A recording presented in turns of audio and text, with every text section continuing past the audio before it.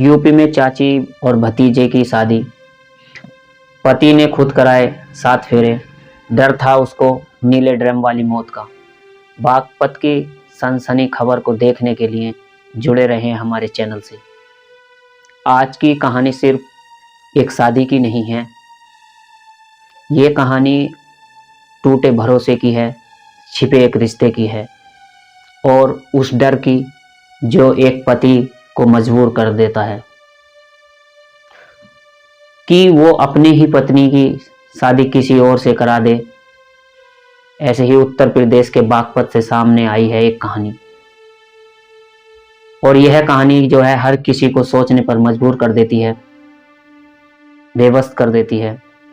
क्योंकि एक पति और 2 मासूम बच्चे और पत्नी का रिश्ता अपने ही भतीजे से। नमस्कार, आदाब, मैं सुरेंद्र कुमार आज की जो सच्ची घटना को इस कहानी के माध्यम से सुनाने जा रहा हूँ। इसी कहानी के माध्यम से जानने की कोशिश करते हैं।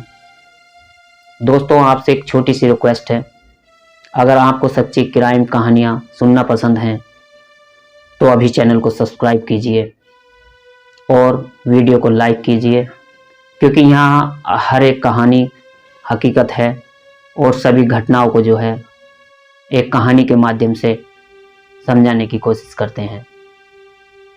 तो चलिए कहानी को शुरू करते हैं। आखिर कहानी में क्या हुआ, क्या रहस्य है और क्या बातें हुई। कहानी की जो शुरुआत होती है जिला मुख्यालय से करीब 55 किलोमीटर की दूर करीबी एक ठीकरी कस्बा है। यहीं रहता है एक व्यक्ति जिसका नाम है पंकज। करीब 8 साल पहले पंकज की शादी एक पूजा नाम की लड़की से हुई और शुरुआत में सब कुछ ठीक था। परिवार में किसी तरह की कोई तंगी नहीं थी, किसी तरह का कोई कलेश नहीं था, कोई झगड़ा या किसी तरह का कोई विवाद भी नहीं था और कोई ऐसा कार्य भी नहीं था कि जिसके चलते ऐसा कदम उठाने की मजबूरी हो जाए। लेकिन धीरे धीरे पता नहीं लगा कि कब उसको ही जो है अपने एक भतीजे से ही प्यार हो गया। पति पत्नी दोनों 2 बच्चों के माता पिता हैं। बड़ा बेटा जिसकी उम्र 5 साल है और छोटा बेटा 3 साल का। एक सामान्य परिवार था, एक साधारण जिंदगी जी रहे थे। लेकिन शादी के करीब 3 साल बाद जो है इस घर में वो होने लगा इसकी कल्पना नहीं की होगी। पंकज के मुताबिक उसकी पत्नी जिसका नाम पूजा है, वह अफेयर जो है पड़ोस में रहने वाले अपने ही सगे भतीजे संजीव से शुरू हो गया। संजीव की उम्र सिर्फ 22 साल की थी और पूजा जो है 28 साल की थी।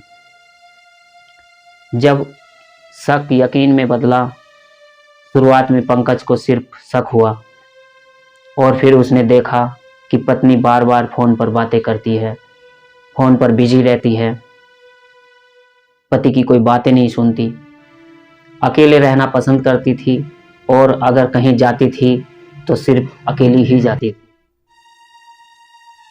अकेले बाहर जाती थी और देर रात तक घर लौटती थी। एक दिन उसने सीधे पूजा से पूछा कि पूजा पहले जो है टालने की कोशिश करती रही, इधर उधर उसे घुमाने की बात करती रही, उसे गुमराह करने में लगी रही। लेकिन धीरे धीरे जब सामने सच आया तो पंकज ने पत्नी को समझाया और भतीजे से मिलने से मना किया ताकि परिवार बना रहे। उसने इसलिए समझाया ताकि किसी तरह का कोई बेइज्जती का सामना ना करना पड़े, क्योंकि घर की बात थी। लेकिन पूजा नहीं मानी। यहीं से जो है घर में झगड़ा विवाद शुरू हो गया और एक दूसरे में कहासुनी हुई। मामला पंचायत तक पहुंचा। गांव वालों ने भी समझाने की कोशिश की, लेकिन पूजा और संजीव दोनों अपनी जिद पर अड़े रहे। पति बोला, मैं मानसिक तनाव में रहने लगा हूं, क्योंकि बात ही कुछ ऐसी हो रही थी। लेकिन पंकज बताता है कि मेरे अक्सर पूजा से मारपीट होने लगी। संजीव भी जो है उससे झगड़ने लगा। पत्नी के अवैध रिश्ते के चलते जो है मानसिक तनाव में रहने लगा। घर में विवाद रहने लगा। बच्चों पर भी जो है उसका गहरा प्रभाव पड़ने लगा। लेकिन सबसे डरावनी बात तब सामने आई जब पंकज को एहसास हुआ कि पूजा जो है खाने में उसको नींद की गोलियां देती थी और उन्हें, बच्चों को और उन्हें सभी को सुलाकर उससे मिलने जाती थी।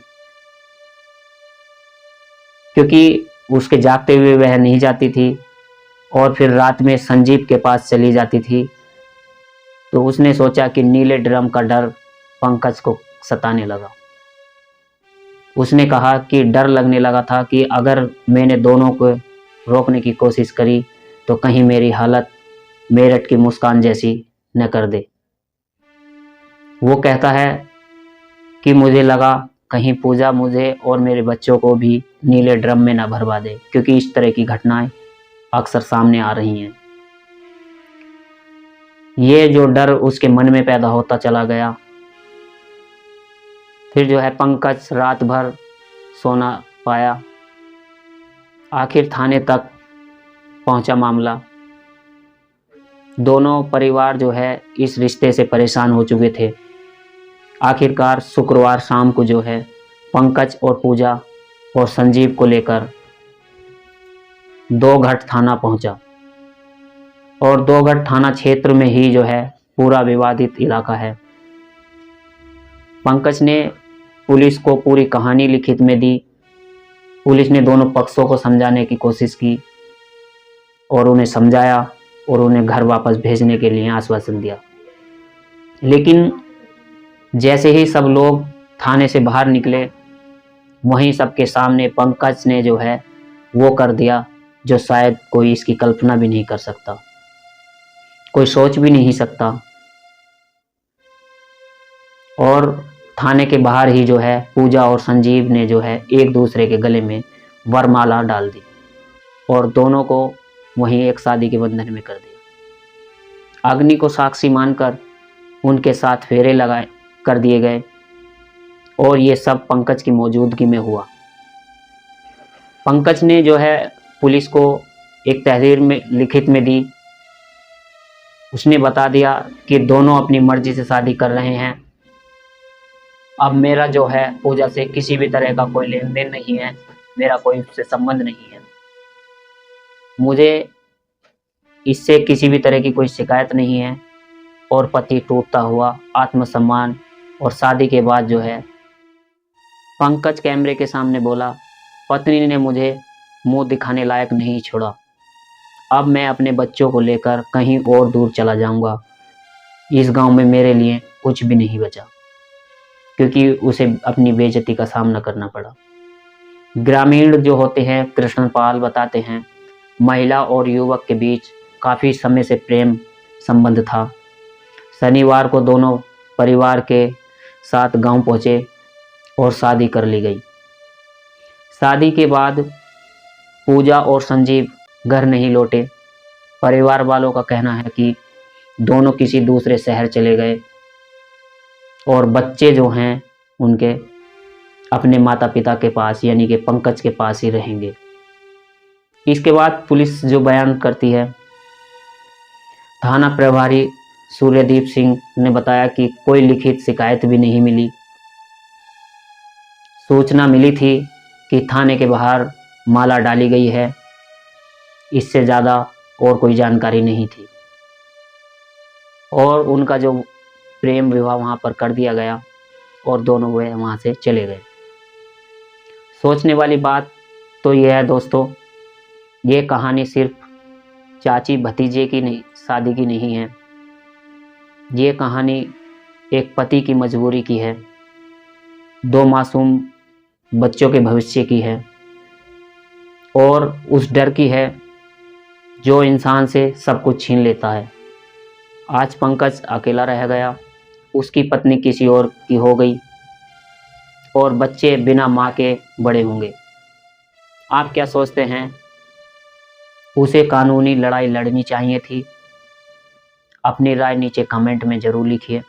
अगर ऐसी ही सच्ची घटनाओं पर स्टोरी आपको सुनना पसंद है तो चैनल को सब्सक्राइब करें और वीडियो को लाइक और शेयर करें। दोस्तों, इस कहानी का सुनाने के उद्देश्य किसी को परेशान करना नहीं है, किसी का दिल दुखाना नहीं है, बल्कि आप लोगों को जागरूक और सचेत करना है ताकि भविष्य में हर एक क्राइम से बच सकें, अपने परिवार के साथ रहें, सही से रहें, सुरक्षित रहें। जय हिंद, जय भारत।